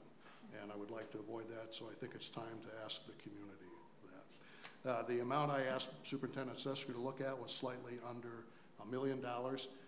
For the 7-period day, it does not have to be quite that much. And so part of that is that in looking ahead, in order for us to avoid budget reductions next year and the following years as we look ahead and look at our finances and looking at even if the state, if the legislature has a bill that is signed, this district is headed towards deficit spending and using up our fund balance at a rate greater. So there would be an amount in there, and that is to be determined by this group if we decide to go forward, that would restore the 7-period day and also some supplementary funds to preserve our budget. I would personally, I don't think we should throw anything else in there and just keep it as simple as we can and as low cost as we can. And the amount that we looked at was $900 and some thousand. The cost to an average home, if you use $150,000 as an average home, is $5.58 a month. So that's what made me suggest that we take a look at this, and I would be willing to listen to what others might have to say. And again, not an action item tonight, but a discussion. Mr. Chair, when this was first, it was a mistake. I was been told by Mr. Sesker was an action item, and my heart stopped actually. And to approve something like this, just one item for the November ballot, when we don't have exact figures, and then of course coming pretty close to after the building levy failed. Now we're asking, what, $60 a year for taxes, you know, on $150,000, and we know how that turned out, 3 to 1. Of course, that had to do with building. This has to do with our high school. But again, I tried after that Parkview shooting, and now recently it looks like it, in Texas, is that I tried to suggest a building levy for security and safety, and that didn't go any place at all. And for some reason, we're thinking of a 7-period day is more important than securing our buildings. I'm really offended with that, is that if we don't have secure buildings, I don't care if we have 1 period, 7-period, or all the periods you want. If we can't secure our staff, they don't feel safe of anybody coming in with automatic weapons and killing our staff and students. What's the purpose in it? Now, if there was a second question on that, and we don't need any more study on this safety and security, it's already been done, but for some reason we're studying it again, is that that would be nice to have 2 questions, and they're not tied together, but a question on the safety and security of all our buildings. We've already pretty much done the studies and the estimates. Then it would say, hey, we can have a 7-period day, but as long as we secure our buildings. And then say, gee, that's a win-win for everybody. But just to have a 7-period a day, and to me, I think it goes a little bit beyond that. To me, it's just increasing the operating levy, which of course I oppose. But again, almost trying to convince me of saying, try to get one with the other. I would support both if the safety and security was on there as a second or first question, whatever. Valid point. I think the basic concept here is a levy is for operating costs and not for buildings, and what you're suggesting are changes to the building, which would be a bond. And the reason bonds, to explain it as simply as I can, bond money is actually cheaper than levy money. The impact to the voters for a large amount of money is less than it is for a levy because the bond issue is extended over 20, 25, 30 years. A levy is an increase in taxes every year until that levy amount runs out. And so levy money is more expensive than bond money. I don't think so you would never want to put a bond type, you wouldn't want to put an issue for a district for buildings and bonds in an excess levy is the bottom line, in my opinion, in terms of that.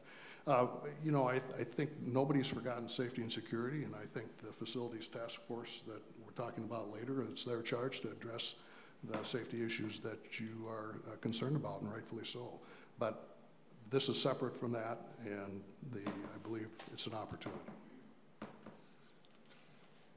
I believe Northfield, when that last election, they had a bond and an operating levy. One went down, one passed. So we're basically doing the same thing here.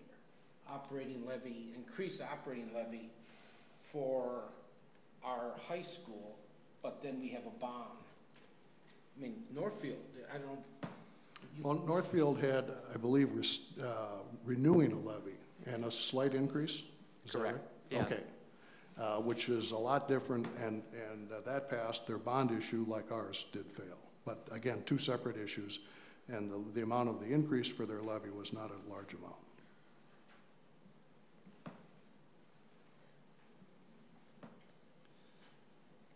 Yeah, so my question is, well, a couple of questions. One, just pragmatic. What would the timing need to be if we wanted to be on the November ballot? How quickly would we have to make a decision on that? I think the last time, is it end of June or July? I can't remember the number of days, but for June is still the safe time. So if you approved it at the end of June, you're in good shape. We'd have to check to see July, and we might have to do a special board meeting if that's unless the rules have changed, I think at this, by the end of July, the board has to take action approving the levy. Yeah. Okay. So the other thing I think to implement a 7-period day, we really have kind of 3 options. And we could mix these up, but one would be to find new revenue in the source of a levy. That's one option that we're talking about here. Another is to find things that we're going to cut other places in the district to do it, to reallocate, let's put it that way, in some fashion. And the third is to not do it. And I think in the past, and I'm thinking way back now before I was on the board, we had an item like this for all day, everyday kindergarten that was put in front of the community. It did not pass. And then the district went ahead and put in all day, everyday kindergarten. And I agreed with that decision to put it in, but I know for many people in the community felt like, look, they had the money all along, they magically found it when they needed it to put this in there, when really what was going on was that, there was a reallocation of resources. They made a decision that was important enough they were going to do that. But I think that was not clear, what that reallocation was going to be, what the trade-off was going to be if we put in all day, every day kindergarten instead of whatever else was going to happen. And I think for me to move forward, I'd want that to be clear, at least to me. But for me to be able to talk to the community about if we were going to put in the 7-period day right now without looking for a levy, what would the choices be that we'd have to make? What are we going to have to make sacrifices other places in the district to do this? And until I've assessed that, it's hard for me to bring a message to the community about supporting a levy to pay for it. My gut says I don't want to make that trade-off and that I'd like to go to the community to do that. But I think for me it's just a hard sell to make if I don't have a sense of what that trade-off is, were we to move ahead and not ask for new revenue to do it. So I think, and therefore my concern with this is just time scale. I don't know if we can get that answer before June or July. Or not. Maybe we can. Maybe that's something we put together a quick task force for and decide what would the trade-offs be that we're going to make to do this. But I feel like that's what I need to support such an idea. If I have that in front of me, then I feel like chances are I'm not going to want to make those trade-offs, and I'm going to be in full support of this, and it's going to be something I'd be happy to bring to the community. But without that, I struggle to make that decision at this time. Yeah, Mr. Chair, Nicole Yoakum and I talked earlier about that too. If there is an MOU that has to be signed by the union in order for something like this to be moved forward, we just can't implement a 7-period day because our contract language limits on what we can do. But we could get an MOU signed. However, I don't know. I know that the staff is in support of an MOU. I know that to be true at the high school. They've done a lot of great work on it. The catch would be, as Jason was just pointing out, and this is after we had a conversation, Jason, I think you're right. I think that in order for us to move forward, this is only a suggestion, is maybe we should put the option out there that we are going to do a 7-period day regardless of whether or not a bond or a operating levy passes or fails. With the understanding that if the operating levy does not pass, these are going to be the reductions of staff that we're going to have to do in order to implement that 7-period day. Because then you don't get into that stigma of telling the voters that, oh, you said no, but we're not going to listen to you. We're going to implement it anyways. Mr. Chair, before I got on the board, it was right at the end of the Dixon administration, but many years before that, piggyback on what Jason said, is that they would make promises and then, vote for this or we have to make cuts. You know what? They found the money. Maybe buried in the yard or in some desk drawer. They always found the money. So that's been prevalent in this community, that the threats we go out, that's what they consider it. And they somehow they found the money, line item. I know we don't have money buried, but and that's out there, is that you're gonna find the money. And I've been in this community for 40 years, and that just, one of the reasons I ran for the board way back in 2004 is that, how do you find money? Yeah, I like to know where you find money. Right, and when I came on board, I had those same issues. I will assure you, though, that over the 7 years when we've asked or we've talked about cuts, we made them. We didn't find any money. We made cuts of 24 teachers, I think, that one year when the levy didn't pass. So, yeah, I agree with you. I think that if you're going to say something, you've got to back what you say and you've got to follow through what you tell folks. Todd, I'm sorry, Yvette, go ahead. I would just comment, what we're talking about is, I see is somewhat similar to saying we were going to implement this block schedule, new middle school model, but we didn't staff it correctly. So I think it's good to go into this recognizing the cost and staffing it correctly. And I guess I would just want to see the factor with the ongoing costs, because I know there'd be an MOU in the near future, but then we would have to look at the contract going forward and the cost. I imagine there would be some cost with the teacher contracts going forward as well. Well, there's two pieces of it. That's correct. If, again, going through a scenario, if the community doesn't support that financially and we have to make the reductions, I can't necessarily make the reductions because the association may not sign the MOU. So there's a few things I think that have to be ironed out. If I get the Faribault Education Association to agree to the MOU, then they're agreeing to making the cuts to staff. Is it a situation, what comes first, the chicken or the egg?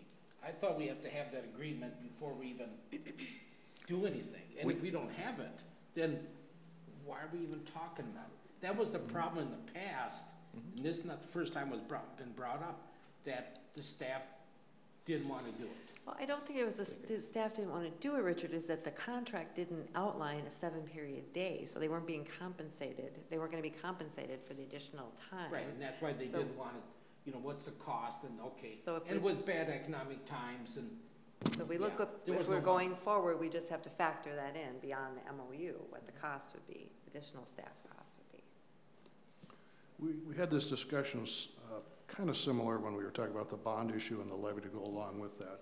What the board would put on the ballot is the authority to levy a certain amount of money. If the memorandum of understanding is a sticking point, we would go forward hoping that they would assign it. We heard from their representation that they are strongly in favor of this, but let's say something happens. The board could say, okay, we have the authority to levy that money, but we're not going to because we couldn't reach agreement, and not then levy those dollars.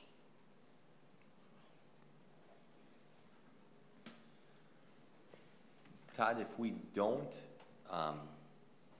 commit to a 7-period day and lay out, potential reallocation of resources, if a levy did not pass, what would happen or how would it look? Because I think when Jamie and his team were here 2 weeks or so ago, they said they kind of need to know a thumbs up to start planning by the end of June-ish type of thing.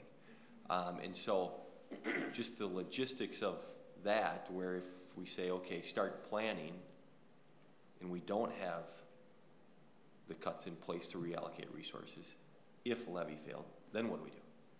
So how does all that look, right? We just had this conversation this morning. We would really like to think that the levy, if it does happen, would pass and everything would be fine and we can go through the 7-period day and then we'd have all that stuff in place. But the problem is that, of course, we have to go to the voters in November and we have to wait to see what the voters decide. So it's asking Mr. Benty and his staff to come up with a 7-period day schedule, which takes hours and hours of work. It takes a long time. So we would be asking them to invest a lot of time. You know, we invest a lot of time when we go out for operating levies too. So, I mean, that would be the trade-off, right? And the expectation then would be if there is a 7-period day proposal and we have everything exactly the way it's, or pretty close anyways, to the way it would look like, we could actually implement it into the 1920 fiscal year. If we decide to wait to see what happens with the levy, then you're probably looking at 2021. If I were a high school principal and you gave me the option of not preparing the final registration guide and staffing guidelines until after November 6th, and the payoff would be I could have a 7-period the next day, Mr. Benty, what would you choose? I would choose to do the hard work because it's what's best for the kids. High school principals always demand twice as much planning time as they need. Your secret is out. Jamie didn't know that.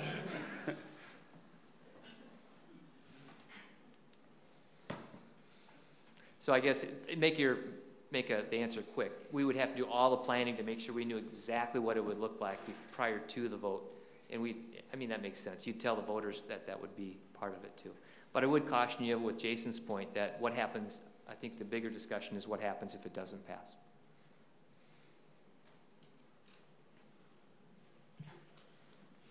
So how soon can you and your team come up with an action plan of what happens if it doesn't pass? Pretty quickly. I mean, it's 7 staff members, right? So you just figure out where 7 staff members would be reduced or 8 staff members. And then what that does to class sizes. Yep, we'd put that all in there. Yeah, it would jump it up quite a bit.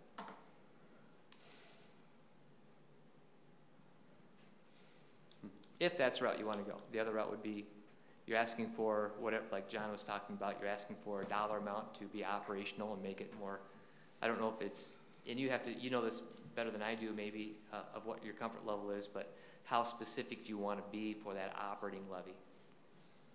Do you want to indeed make that promise, or do you want to make it more general to say that this is for the operating, which it is, it's for the operating cost of the district?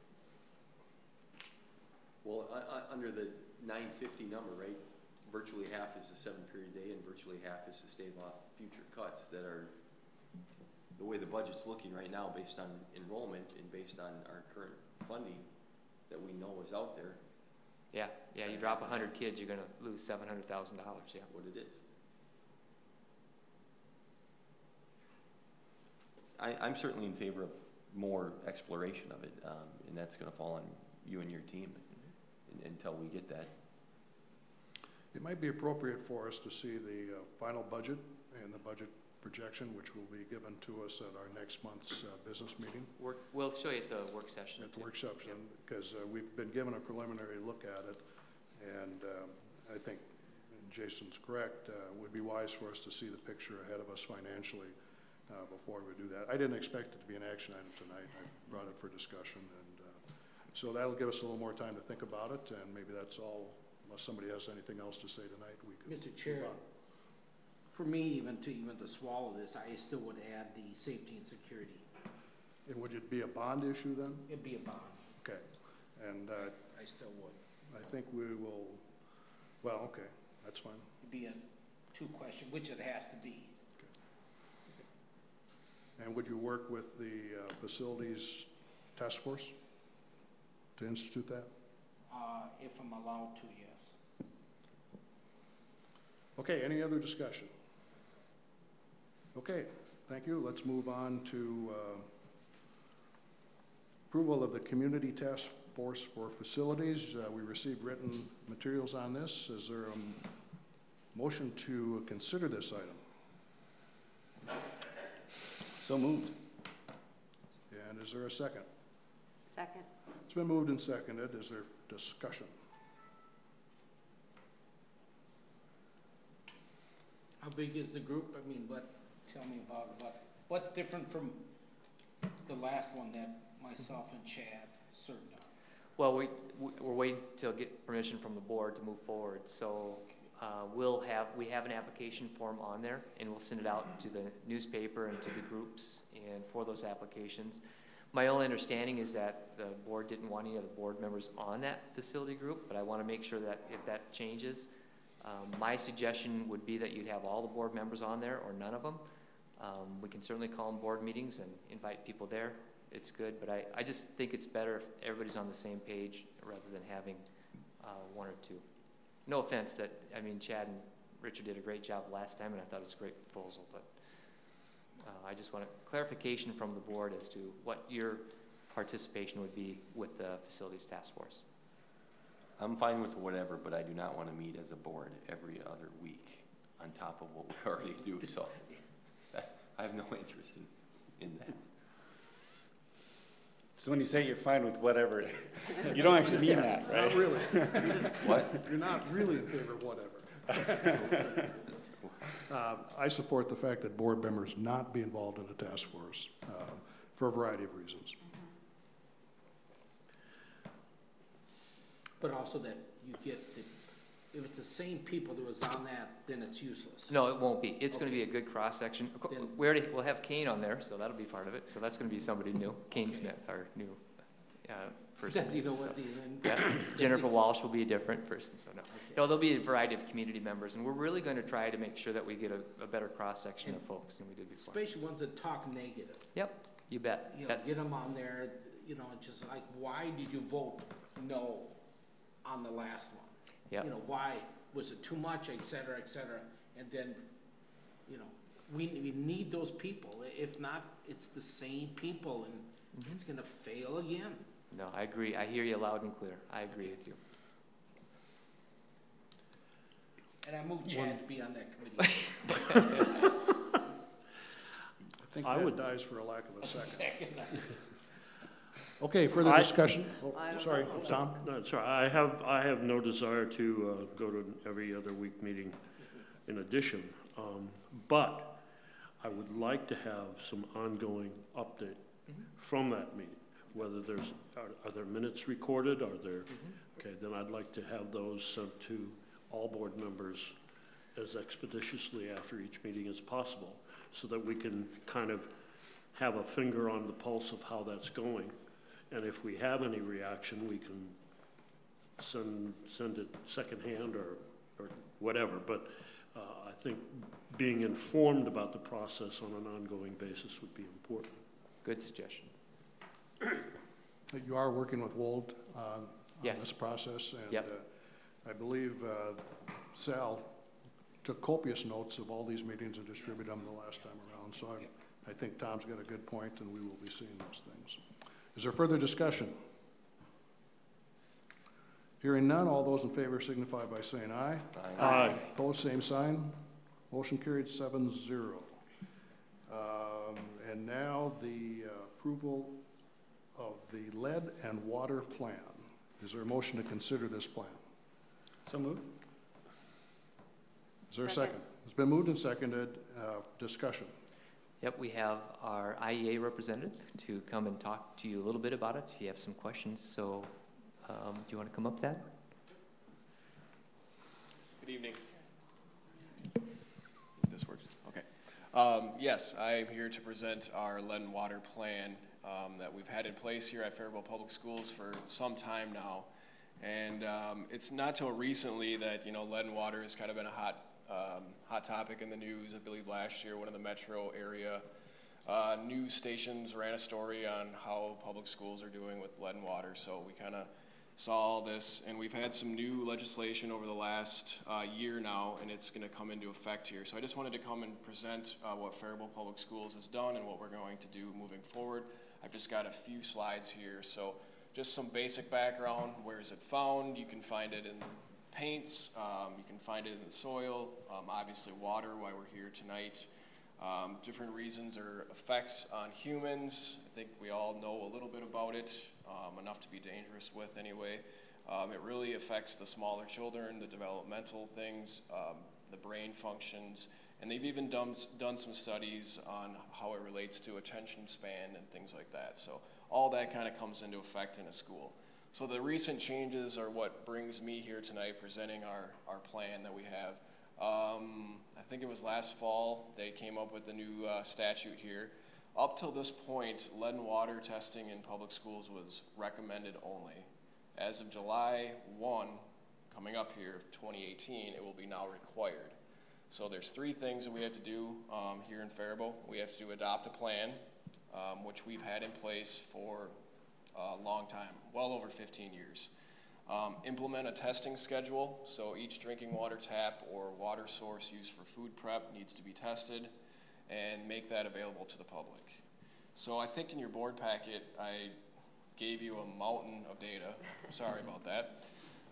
We really didn't need all that. Yeah. I thought about that after the fact, so I just wanted to make sure that all the attachments with the plan were there for you guys to review. So what are we doing currently? We have had a plan in place, like I said, for many years. We have tested all of our buildings, and we're on a 5-year rotation with that testing. Most recently completed last March. So we are then due again here in the next 5 years. Results, we are currently posting them on our website. I think the final missing piece to that puzzle is how we're getting parents or guardians that information, how we're steering them towards those results. And that's one of the things that the plan touches on. So we've got the management plan in place. I believe it was in your board packet for review. Here's our sampling schedule. So we last tested last school year. We are slated to start again in the 2021 school year. And then this is how we are getting it out to the public. Here in Faribault Public Schools, the Health and Safety Department has its own spot on our website, and we put all of our important health notices under that health notice link there. And that way, parents, guardians can go on there, download all of the plans and all of the sampling results from the most recent round. Any questions or comments? Yes? Have you, in the last 15 years, located all the lead piping internally in the buildings, along with the solder connections, lead solder? Do you know where they are, or don't you know? We've got a pretty good idea. Based on the last couple rounds of tests, we haven't pinpointed if it's the lead pipe or if it's the solder or if it's the fixture itself. Most of the time it ends up being the fixture itself, with those soldered connections right at the fixture as well. We have noticed some hot button or hot areas where those are located. Actually, the last round of testing, we saw that and we eliminated a lot of those fixtures. So it's not really the fixtures, is it? It's a combination of the fixture itself and then the solder connections where the main pipe goes to the fixture. How about the underground? We don't have any lead going to the street, right? We shouldn't. A lot of our underground piping is black iron or copper. So it's mainly going to be at the fixture where that water is sitting and then the point of use right there. And we identify that using first draw sample methods. So we come in and test in the early morning before anybody's at the building, and you take that first sample from that fixture, and that's going to be what we think is right at that fixture. Now, is it quite expensive to replace all that piping? To replace all the piping would be very expensive. Where we've had results, or in the past where we've had high results on fixtures, it's easier to replace a fixture than the whole piping system of a building, obviously. Is there any breakdown of cost per building? I don't have that. Can we get it? Sure. I mean, it's a part of, it should be part of the LTFM dollars with that. My point is too, Thad, that the drinking part of it, those are non-accessible for drinking for students or staff, correct? Correct, yep. We made that change last school year. Yep. So can we get a breakdown of cost to, you know, get the lead out? So that we can get the lead out. Let's get that. Yeah, I think we've got, let me look it up. I'm pretty sure we got something in there. But there's no fixture now that's not meeting compliance. That is being used for drinking. Right. Yep. Okay. Yep. So the question would be, I guess, from the board, I'm not real clear. Are you asking for a whole cost on plumbing renovation of the whole entire building? Well, I guess so. To remove the lead, whatever fixtures or the lead. I know we had this discussion a long time ago, not that I won't do it, but before I go through that process, I want to make sure the whole board is okay with me doing that research. Because I don't know how to do that, otherwise we'd probably have to hire if it's a not professional service for that. If it's lead for a toilet,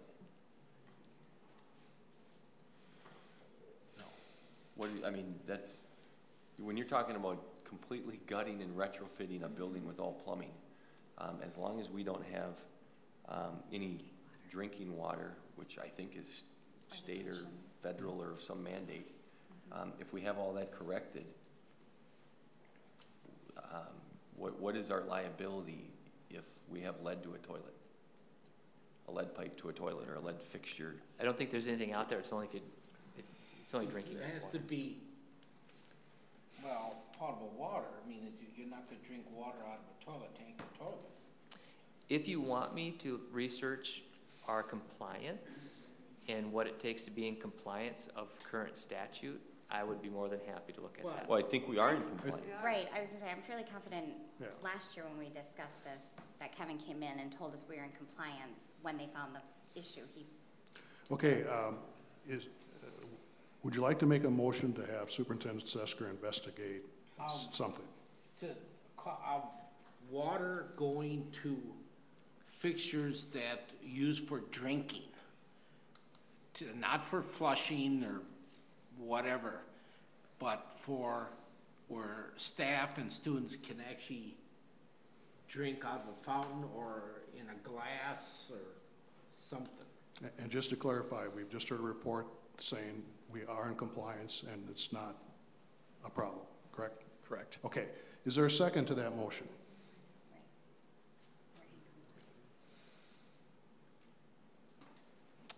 It dies for a lack of a second. I don't understand, Mr. Olson. Okay, there's some disconnect. I think he's saying that we're good, and are you questioning his results, or what? Maybe I'm missing something because from what I'm understanding, places he's telling us where we're good. We can drink water. Is there any lead in if it's the first time people walk into that school or when it's high? I don't care about toilets or showers or. I think your report is saying, I don't want to put words in your mouth, but from what I'm here, and we've been testing for at least 15 years, and we've made the corrections that need to be made, and we're at all the levels that are required. Is that correct? That is correct. For drinking water or Yep. fountains? So, yep, we're in compliance with that, and we have flushing protocols in place that are also in compliance with the MDH guidelines. I guess I'm talking about bring it down to zero at the places you can take it in your mouth type of thing. That's difficult. Just those, I don't care about anything else. That's difficult when when that building might not receive the water at zero from the city to begin with. The city has, they release their results every year. Right now, I think they're at 7 parts per billion. We can test that at the main shutoff. Yep. What's coming in, and we should not increase that. Should not, nope. However, we have in the past, and we've eliminated those fixtures. Right. And are they all down to zero beyond what the city gives, which, you know, we can't deal with them. Where people can drink out of them, Right. drinking fountains, they are at as close to our detection limits, which is less than 0.05 parts per billion. So all potable water in this district meets the requirements? Yes. Okay. Further discussion? I guess the question I have, if it exceeded those standards, is there a policy for notifying people beyond just having the results on the website? If you had an alarming result or a concern, do we have a procedure in place to notify parents of that? Not currently. We just post everything online right now. A letter went out, though. We did send a letter out last time. We did. Yeah, because I got So we have that. an internal procedure that we follow if there is an alarming result. Yep, and we bring it to the board and we get approval and, yep.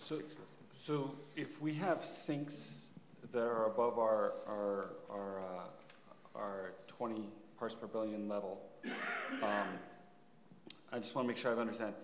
Have we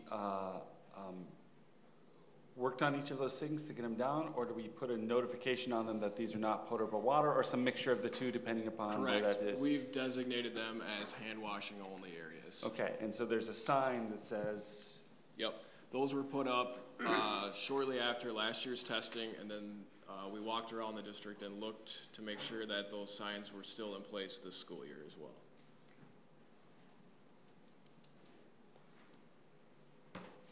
Is there further discussion?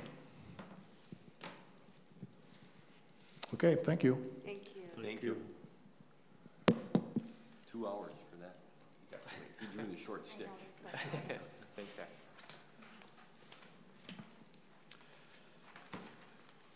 All right, that brings us to items of information, and school board members, do you have any information?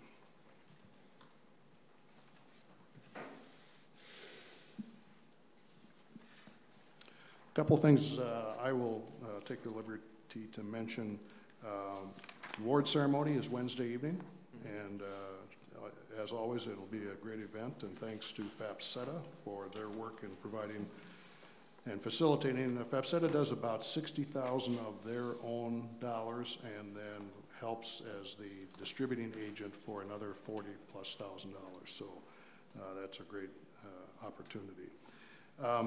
The postings for school board open tomorrow, and it's kind of a secret now because it's so far away from the election, but it starts tomorrow on May 22nd and extends through June 5th, excuse me. And there are 4 positions that are open this year, and therefore 4 incumbents who may or may not choose to run, but just want to draw people's attention to the fact that filings are open until June 5th. I would like to mention, coming to close to the end of the school year, obviously, I haven't heard or seen much about the change in calendars next year. We made a significant change. I don't know if the public is aware of the fact there are no early release dates. The elementary students will not be attending the first 2-3 days of school? 2 days of school for conferences. It's a huge project to get that organized, but we believe these changes will make for a better school year next year. So parents, please be aware that you will not have early release days, and your elementary students will be home the first day of school. And I'll just mention to the board and to Superintendent Sesker, I'll be distributing a superintendent evaluation form the next few days that you'll receive. And I ask that you complete that and return to me, and you will also find a board evaluation form and ask that you do the same. And these documents will be compiled and be used as we head towards a closed session for a superintendent evaluation, as should be done at least annually, and we plan to do twice a year. And I think that's all I want to mention. Superintendent Sesker? Yeah, any other board members have anything? No. We are closing up our first thought exchange, and we're getting some really great input from the community. A ton of responses. You'd be surprised at how many people are actually participating in that first exchange, and it'll take a little while to accumulate the data, but it's pretty interesting. So we'll go ahead and send that. Not surprisingly, discipline rises to the top. So we know that that's one of our priorities for next year. A lot of meetings, a lot of interviews. Thanks a lot to Nicole Yoakum and her team for really doing a great job of setting up some of those really high areas of our school district. I know that Jamie and the other principals had, and Jessica have had a lot of meetings too. So kudos to you guys getting ready for us next fall. We still have a few openings, especially in the special education area, but we're trying our best to fill those different spots. We have, I guess the one thing I really want to emphasize overall, and I think this will be all I talk about, is graduation. And graduation at 2, so be here a little early to get your robes and things. That is June 10th. It's a Sunday, June 10th, 2 o'clock graduation. So we'd love to have you there. Thanks. How many are we graduating? Right now, do you have a final count yet? I don't have a final number. We've been working with the ALC. There are still some that we're working with as well, so I don't have a final number at this point. Okay, about how many? I'm hoping for about 225-ish. Okay, all right, thank you. Any other comments? Nope, that's it. Okay, there is a numerous listing of dates coming up, or meetings, subcommittee meetings. I will draw attention to Monday, June 11th, and that's a work session. And Monday, June 25th will be our next regular board meeting. And finally, congratulations to all involved. The next time we meet, this school year will have been completed, and it's been a good year. So thanks, everyone. Is there a motion to adjourn this meeting? So moved. Second. Been moved and seconded. All those in favor say aye. Aye. Opposed, same sign.